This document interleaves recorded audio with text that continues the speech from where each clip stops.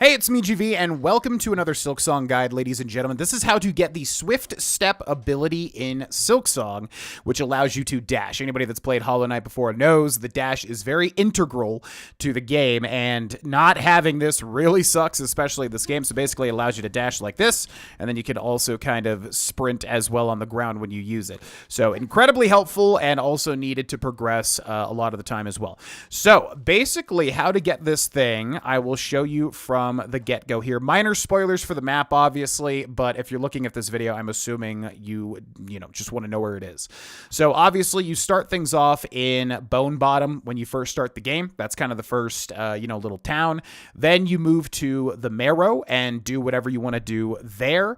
And then eventually when you get to the eastern side of the Marrow, you'll kind of see two different areas leading to two different zones entirely. The top one is the Red Hunter's March. The bottom one is the Orange Deep Docks. Now, what you're looking for is the Hunter's March, which basically is a really difficult zone with all of these red ant creatures. It's going to be incredibly hard. I'm sure a lot of people are going to give up here, or a lot of people are going to get very salty here, because it's just quite difficult compared to the Marrow.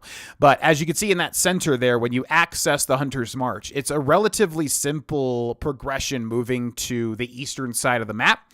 And eventually you'll get into that long chasm where that bench marker is. So you want to rest there, obviously, because if you die, you'll have to go, back to your previous bench. And then if you go down that chasm and then left, you'll eventually enter where we are now, which is kind of this big, chasm as well. So you'll fall down right about here into this little cavern, and then you'll see this map here, and then on the left side is the other part of the chasm, which just I think has like a treasure at the top or something.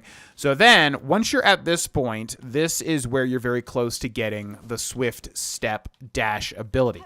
So you want to head down here and then over here to the left, and we're going to move over this way. And then once you're here, you've pretty much already made it because you're entering this massive room, and the Swift Step ability is going to be right here. You'll find one of these like little, kind of tablets that grants you new abilities, and that will be where the Swift Step is. And as far as I remember, you don't even really have to deal with a lot. The hardest thing is getting through the Hunter's March because it's just so difficult.